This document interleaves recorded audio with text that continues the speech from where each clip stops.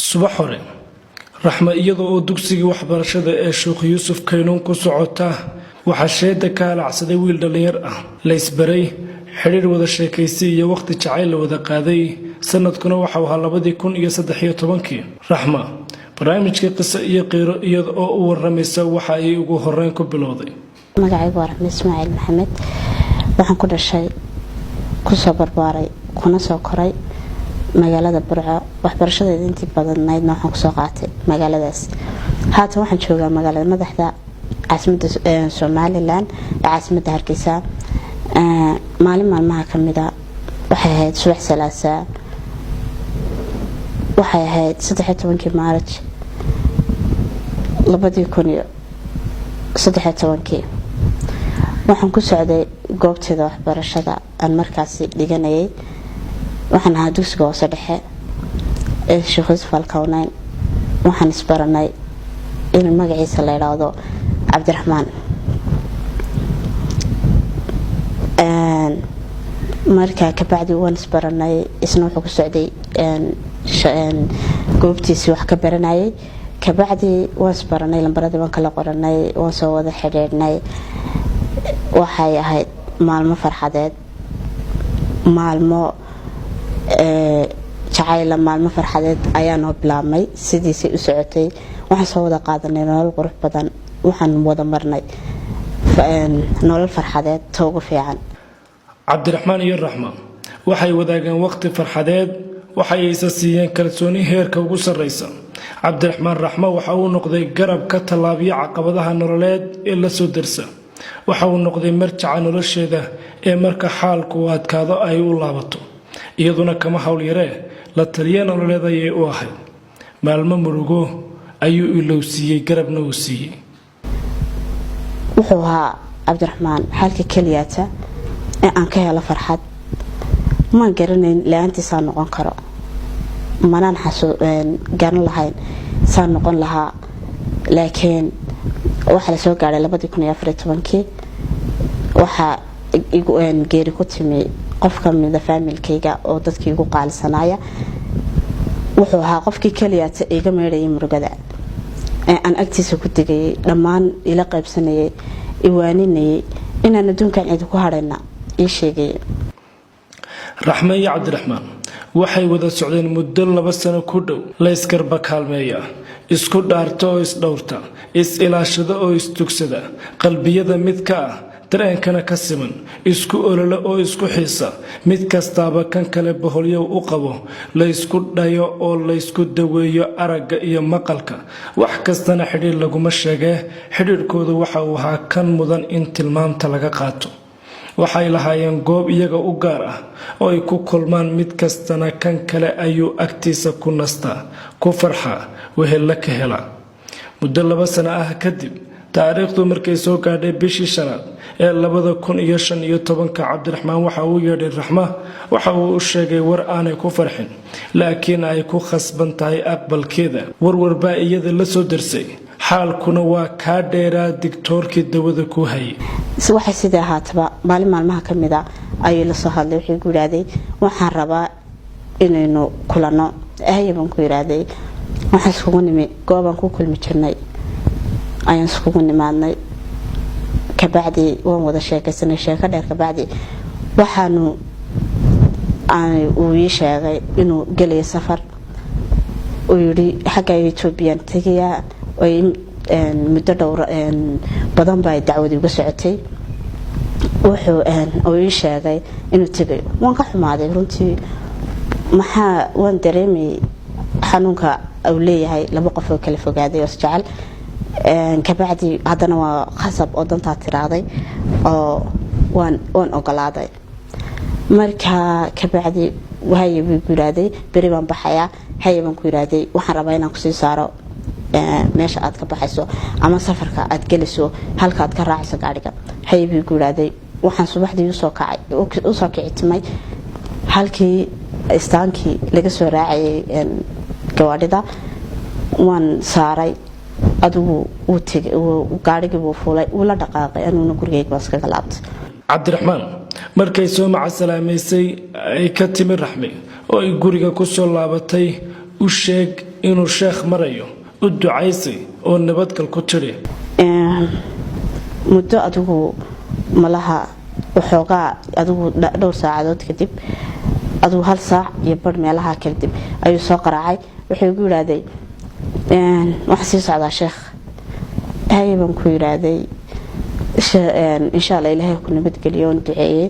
haddana telefoon kala soo dhac naxdin anfariir afkala qaad iyo afkii oo juuqda gabay xaaladda kaliftay ayaa loo sheegay oo ah inuu Cabdiraxmaan keediba dhaawac dhimasho ah yahay ugu dambeyn waxa la soo xaqiijiyay dhimashada Cabdiraxmaan xaalka Raxmana waxa uu noqday sidan duka bacdi adu saacadii bad ay dhaaftay oo ay saacad kala bixsatay ayaa la soo qaraacay lambarkaas ma garanaysaa lambarkii ayuu ku yiraahday lambarkaas waxa ugu dambeeyay qofka soo qaraacadiga ugu dambeeyay marka ma garanaysaa qofkaas haaban ku yiraahday waa dhaawac waxaana loo maleynayaa inuu yaalo inuu waliba yahay dhimasho ka bacdi wanaxay waxaan sameeyay waan garan waayay waxaan is iraahday horta mobilka mujigoor iga dhacay meeshii waan ku miir doorsoomad uu muddo bar ahban meeshii jiifay waan iskala garanayaa laakiin ma hadli karo waxba ma celin karo ma jawaabi karo ka bacdi waxa dhacday adigu dadkoodii baa la hadlay waxaan la soo xaqiijiyay inuu dhintay Allah u naxariisto marka ka bacdi waxaan ku waayay halkaas dhammaan farxadihii noloshaan ka lahaa waxa kaliyaata aan haysto wuxuu ahaa ma haysan cid kale wuxuu ahaa jacayl rasmi ah oo aan la lahaa qofkaas Cabdiraxmaan wuxuu qaatay dhammaan unugyada jidhka meel kastana isaga ayaa degay ma ahayn qof khiyaano laawa mana u khiyaamin ma ahayn qof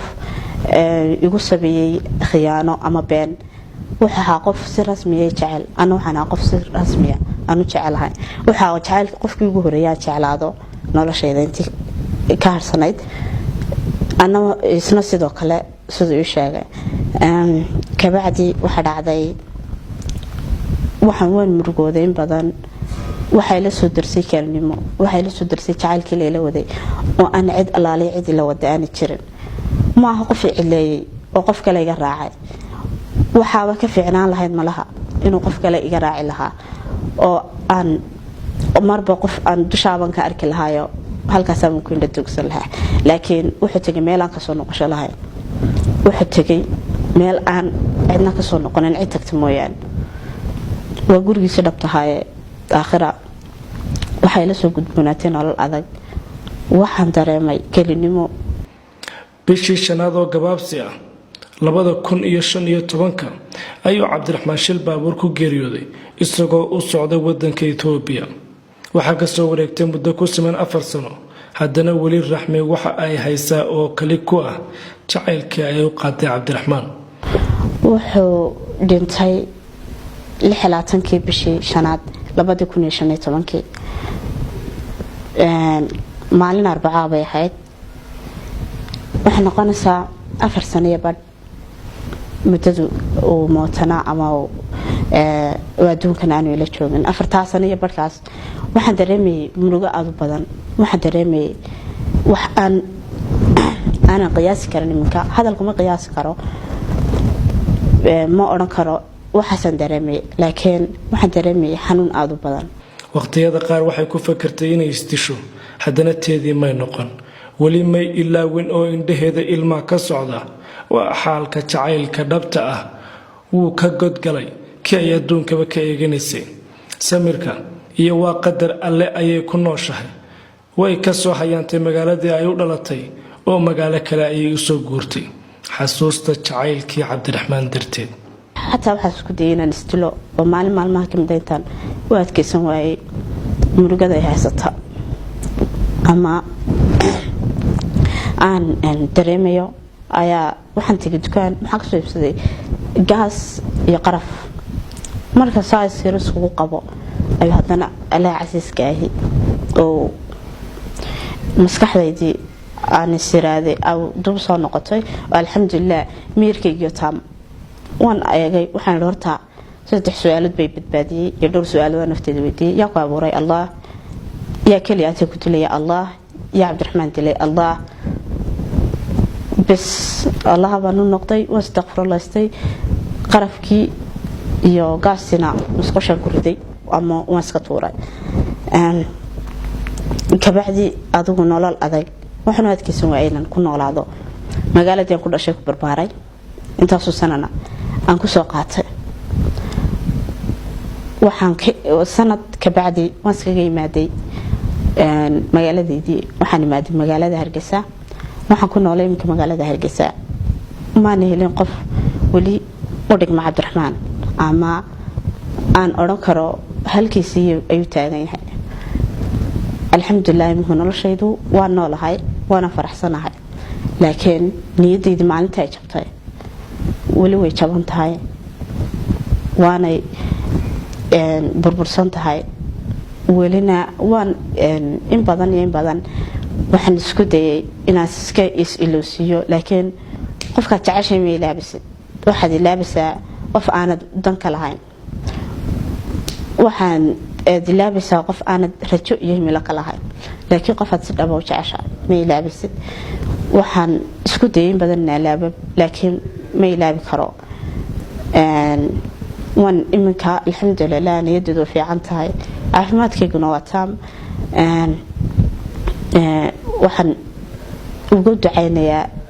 Allah casiiskay inuu jannadii ka waraabiyo anina qalbigeygii iminka baa waan fiicanahay laakiin uu iga sii mayro oo uu iga sii maxandhaayay reebo intii kale qalbigeyga taam ii noqdo ayaan ugu ducay isna waan u ducaynayaa markastana waan u duceeyaa